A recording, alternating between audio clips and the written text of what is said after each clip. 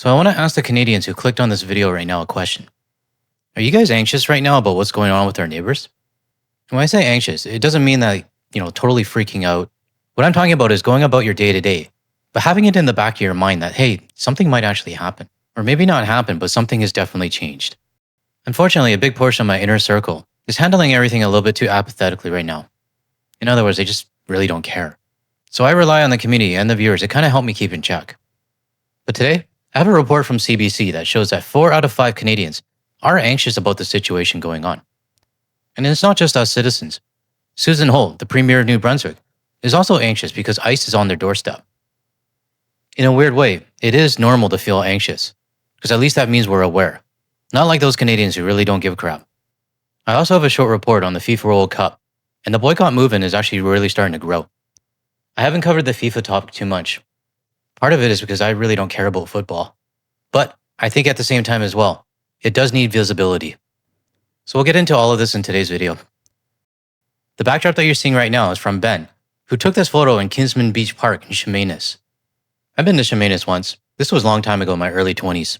Unfortunately, I don't have a good memory of it, but it's not because of the city, but it was because of how reckless me and my friends were. Maybe I'll tell the story in the Discord server. I don't think I should do it here. Thanks, Ben, for sending this over. Appreciate it.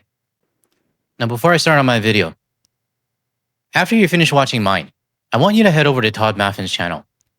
He has a very good breakdown on Trump's threat to decertify all Canadian-made planes, and he even throws a couple F-bombs in there. So I highly recommend that after you watch my video, head over to Todd's channel and check out his. I'll leave a direct link to his video in my description below. But of course, watch mine first. Okay, let's get to the first report from CBC. It's no secret our relationship with the United States has reached historic lows since Donald Trump took office. Now, new research shows how deeply that's being felt in this country. An Angus Reid poll of around 1,600 Canadians found that almost 80% were more fearful than hopeful about the future. A similar poll in the United States found more than half of the respondents felt the same. Meanwhile, 2/3 of Canadians gave Trump an F for his first year. I think that's the grade. Perhaps unsurprising given what he said about this country and our allies. If there was a grade below F, I would be giving him that. I don't know about you guys, but I can't believe how much damage has been done in 1 year. But without this damage, you guys wouldn't be listening to me right now. Or my cat. We're now joined by Shachi Kurl, the president of the Angus Reid Institute. When I said the F was the grade, I noticed that you nodded yes. Yes. Could represent other things too for people. Very true. We also asked them to use other words to express their feelings when they talk about that first term. Words like chaotic, corrupt, demoralizing, a lot of those types of words come to mind from the Canadian mindset. And talk a little bit more about the concerns that you saw in the survey results that the Canadians have. Look, that 80%, 4 in 5, who say they are worried about the year ahead vis-a-vis this relationship. From their perspective, this has been 15 months of uncertainty, of yo-yoing around trade and tariffs, but it's also something about a sense of indignation and betrayal. And when I use those words again, those are words that Canadians have used themselves. If I had to describe the last 15 months, yeah, I think betrayal would be the biggest word for me. I'm in my mid-40s. I'm not young and I'm not old. I have back problems and knee problems. But I'm old enough to know that in my 40-plus years of being on this planet, I went through my life thinking the United States were friends with us. I spent money in their country. I vacationed there. I bought their products. And I didn't think anything of it. But ever since this started, I've had a lot of time to reflect. Are they really our friends? Or are they there for the money? Now, I'm not generalizing all U.S. citizens. There is a small group that totally understands. But I also realize, too, that a good majority of the U.S. citizens are still too apathetic about what's going on. And again, I hate to use my friend as an example, but when I ask him a question, and my friend's in Nevada, when I ask them the question, what do you think about what's going on right now? And when I get the answer back that says, what are you talking about? What's going on? It disappoints me that he doesn't have enough interest in what's going on in his country. And I know he's not the only one. In previous polls talking about how they feel about all of this. But You know, Ian, there's always a political divide on this front. And what we note is that past Conservative voters, much more likely, and I have to be really clear here, it's not a majority of them, but indeed 36% of past Conservative voters give Trump either an A or a B in terms of his first year. And that is higher than any other party supporter. Okay, so let's go back over that for a second. So people who have identified as having voted for the Conservatives in the past, the percentage that actually give Trump an A is what? The percentage that give him an A or a B represents about 1/3 of Conservative voters overall. Now, that does point out then that 2/3 are not giving him an A or a B, but that is much higher than past Liberal voters, way higher than past Bloc voters, much higher than past NDP voters. Yeah, I mean, Now, I've tried to keep Canadian politics out of my channel because my focus has always been on the dysfunctional neighbor. But I am surprised that 1/3 of Conservatives actually would give Donald Trump an A rating for the progress that he's done so far. This is nothing against the Conservative voters that are watching my videos. And in fact, in the past, I have voted for both parties. I'm not afraid to admit that. But the fact that 33% of Conservatives are cheering on what's going on right now, I think we have to watch over this a little bit more in Canada. two things come to mind when I hear that number besides surprise, is that, first of all, like, I've heard so many people who identify as Conservatives who have just grown tired of Donald Trump, of the things that he said. Well, there's so many. I'm not even going to start listing all the things he said, but that percentage still give him an A among Conservative supporters in Canada. The other thing it makes me think is it helps explain a bit of a tightrope that Poilievre has to walk, right? Absolutely. When we think about this weekend coming up and we think about the reasons going back over the last year of why he just failed to resonate. Like, hey, we're into the NFL playoffs. He just couldn't get the ball into the end zone at the last minute.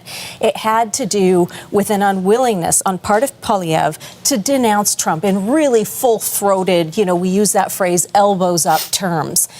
The reason he does that is because of that 1/3 of his base, which is a really significant number that he can't afford to lose. He can't afford to have them going over to the People's Party or starting their own party. So I think you used the word tightrope. He is trying to keep a balance between acknowledging how angry and upset Canadians feel, and at the same time keeping his base, some of whom are very strong Trump supporters, on side. Now, I'm not a political person, and I don't pretend to be. But one of the things that I've noticed since starting this channel is that we're getting a lot of warning signs. Warning signs not just from Canadians, but from US citizens who are telling us, do not let what's happening to the US happen to Canada. And especially what's going on right now with Alberta and the US government starting to interfere. I don't want to see what's happening in the US happen to our country. We have 1 minute left. What about what the people you polled said about how Carney is handling Donald Trump? Again, you do see that political divide on that front. First of all, the majority do say that they think that Carney's doing a good job handling Trump. And I think, but both based on this poll and polls we've done in the past, we also see an acknowledgement that there's only so much any prime minister, premier, or leader can do when you're dealing with the most unpredictable and chaotic world leader we've had in decades, in a generation at least. So that is something that people are giving Carney a measure of congrats or kudos and attaboy. And we also see that in terms of his approval numbers jumped 8 points right after that Davos speech. So about 60% say that they approve of him. Again, it's the Conservative voters who have a segment who are more likely to say, no, he's not doing this. We should actually be, doing more to appease or do what Trump says. And that speaks very clearly to their ideology. As always, the numbers and the analysis of the numbers, fascinating. Shachi Kurl, thank you very much. Ian, thanks. I really don't understand people in Canada and actually wanting to appease Donald Trump and actually wanting to appease the Orange McNugget. But what I do know is that over the last couple of months, that 33% has been getting a little bit louder. And especially with the US administration support, I really do think we need to start keeping a closer eye on this. Now, I'm not an expert in this, and I really don't know what to do. But I am open to having people on my channel that might know better than me to be able to explain what we need to do on this. Now, moving on to the next report. It's not just Canadian citizens that are anxious. Even our government is keeping an eye on things as well. This next report is out of New Brunswick, where Premier Susan Holt shares her concerns about what's going on right now right at her border. Fear for his family. That's what comes to mind for Halifax Mayor Andy Fillmore when hearing of U.S. ICE agents conducting operations near the Maine border. It's very worrisome. I have family that live in Maine, and I cross that border very frequently, and I wouldn't look forward to seeing ICE agents interfering with the functioning of the CBSA agents or the customs agents. This comes after several residents of St. Stephen, New Brunswick, a small town close to the Maine border, took to social media to warn commuters heading into the U.S. of ICE presence earlier this week. New Brunswick's premier addressed these comments to reporters in Ottawa, calling the situation uncomfortable. We see it in New Brunswick right now with ICE agents on the border of New Brunswick and Maine in Calais, and it makes all of us very uncomfortable. For the viewers that are in New Brunswick, I mean, you guys must be aware of this, right? I guess my question is, how close is ICE actually to the border? Are they like literally right up against the border and roaming around? I haven't seen much on this, but if that were the case, personally, I would be steering clear of it. We already know that ICE is brazen enough to try to enter a foreign consulate. I'm trying to relate it and picture it if it were on the West Coast. For those of us in BC, we have Zero Avenue. What you're seeing right now on the screen, the street is Canada. On the other side of the ditch, that's the United States. I have always wondered though, if ICE is standing on their side of the ditch, would they respect the other side or not? And this question has come up in my head ever since they tried to break into the foreign consulate. Earlier this month, ICE announced the launch of Operation Catch of the Day, which saw agents targeting what they call the worst of the worst in Maine. On Thursday, U.S. Senator Susan Collins announced ICE was ending enhanced operations in the state. But as Maine Governor Janet Mills puts it in a statement released the same day, the hurt brought on by ICE is still present. She says, quote, "The reported end of ICE's enhanced operation in Maine does not end the pain and suffering they have inflicted on communities across our state. People who have been terrorized, mothers who have been separated from their children, businesses who have been threatened, all by their own government." Fillmore says blood ties and familial bonds will persist through the rising tensions seen in their U.S. counterparts. People would live and work porously across that border. People still have those family connections, as do I, as I just suggested. Those are much stronger than any fleeting political malpractice, I would say, that's happening. On the federal level, Justice Minister Sean Fraser says he hasn't heard reports of ICE activity, but will look into it while in New Brunswick. I'll take this question as an opportunity to dig in to better understand the issue. I'm not really too sure what else you need to understand, but in my non-expert opinion, I think it's the ICE agents at the border. Now, I know my haters, and maybe even the 33% of the conservatives, are going to say that I'm being too paranoid. Well, I'd rather be prepared than have a situation where if something happens and people start to say, oh, we had no idea this was coming. So for those of you in New Brunswick, and even though Governor Mills said that ICE is gone, I would still stay on guard anyways. Now I want to move on to a topic I haven't really covered too much on my channel, the FIFA World Cup. There's growing signs that people are starting to boycott it. Thousands of people are canceling their tickets. Die-hard fans are actually saying, no, we're not going to go anymore. It's still half a year away, and a lot can happen between now and then. Millions of football fans are set to travel to North America this summer, all for the beautiful game. But the ugly reality of geopolitics and the Trump administration's aggressive immigration crackdown have led to growing calls for a boycott. What we are going to witness is a kind of propaganda event for Donald Trump and his policies and what he stands for. Rafael Pankowski is with the Never Again Association, a Poland-based anti-racism group.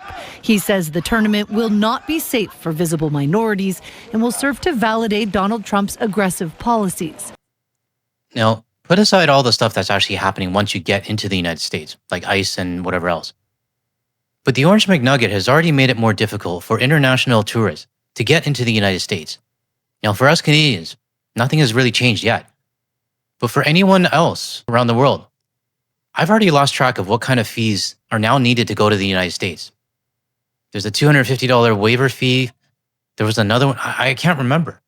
But my point is that it's already becoming a lot harder to go to the United States. And I hope people around the world see this. But at the same time as well, I know the diehard FIFA fans are going to go in and support their country. I just hope nothing happens to them. Well, the idea to boycott the tournament is not new. It has picked up steam, due in part to Trump's efforts to seize control of Greenland, and after 2 people were killed by ICE agents in Minneapolis. As a fan, I simply wouldn't go. It's dangerous. Mark Pieth is a Swiss lawyer who worked closely with FIFA on governance reforms a decade ago. He isn't calling for a boycott per se, but is urging fans to stay away.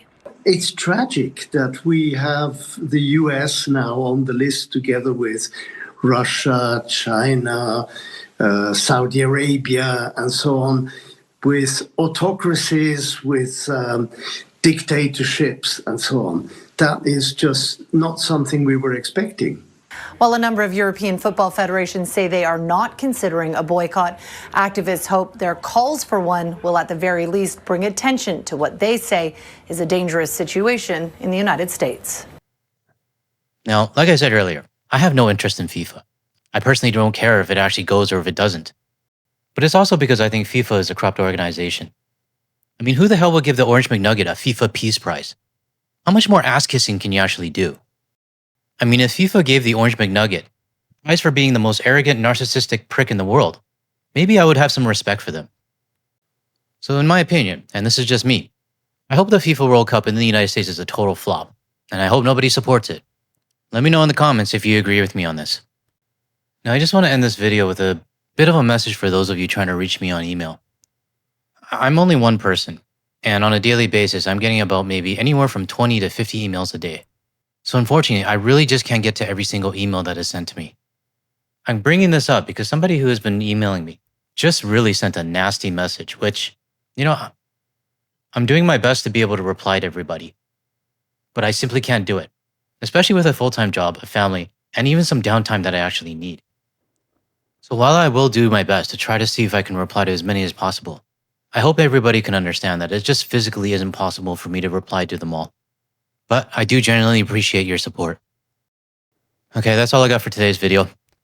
If you found any value in anything I said today, or you want to hear more from this average Canadian's point of view, help out my channel by hitting the like and subscribe button below.